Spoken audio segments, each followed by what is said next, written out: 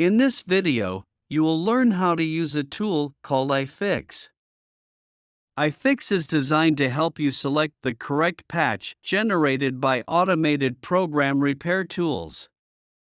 It can also help you understand the runtime behavior of these patches. We will use a bug from the Apache Commons Math project as an example. The test class is designed to test the functionality of the class man-Whitney-U-test, which is a statistics test to measure the statistical significance of two data samples. The unit test big dataset failed because of an assertion failure, where the value of variable result is no larger than 0.1. The buggy line is located in the function calculate asymptotic p-value. It is a line of code that calculates the production of two integers. An automated program repair tool can generate many patches that fix this bug. In this example, 33 patches are generated. But many of these patches only accidentally fix the bug and thus are not correct. So you need to go over those patches to find the correct one. Since there are many patches, it is very time-consuming to manually go over all of them. Now let me show you how iFix can help you quickly identify these patches. From the left of the screen, you can see a list of failed tests caused by this bug at the top. You can expand to read the full stack trace of this bug. From the right of the screen, you can see 5 patches are listed right below the buggy code. These 5 patches are the top 5 most representative patches among the 33 candidates selected by iFix.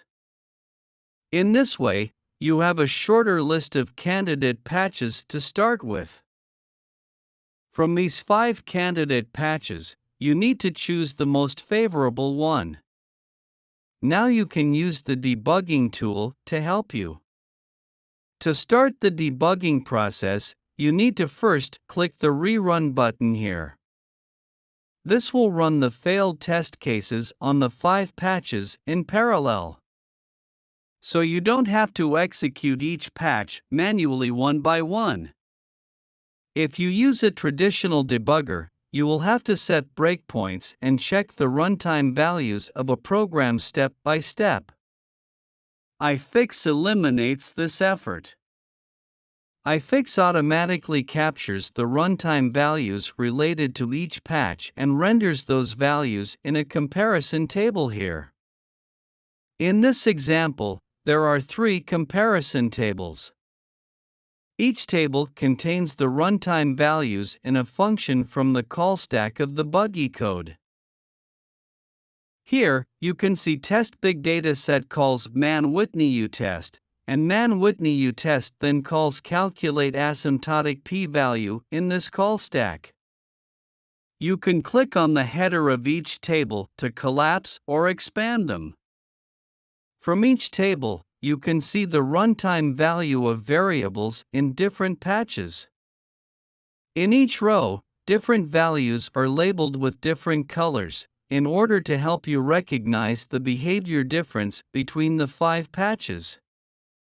For example, in the first table, it is easy to notice a significant difference on the variable fastmath.square-root-var, where the value under buggy code is not a number and the value of all patches are some real numbers.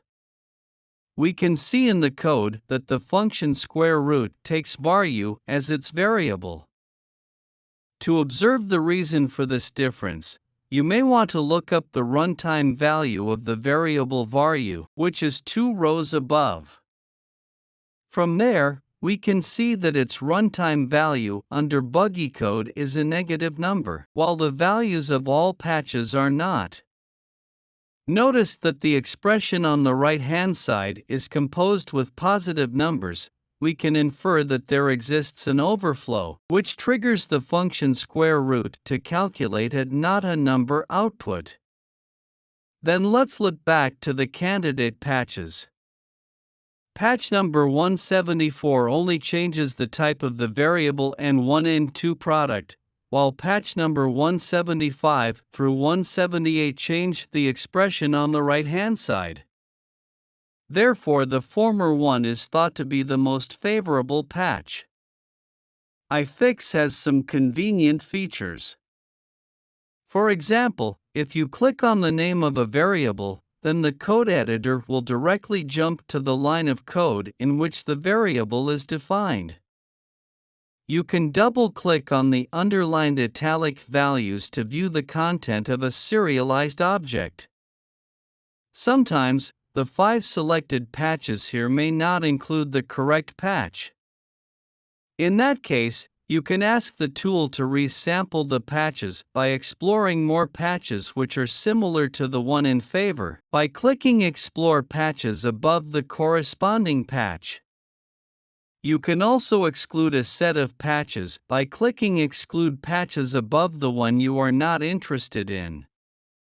You can redo your operation by clicking Undo and restart the whole process by clicking Restart Repair. In this case, you may want to explore more similar patches with patch number 174. Now, from the 5 similar patches, you can see that in the second candidate, the variable N1N2 product is defined as a final variable, which best matches the prompt of the original code. Nice! Now we successfully selected the correct patch from 33 candidates generated by the automatic program repair tool.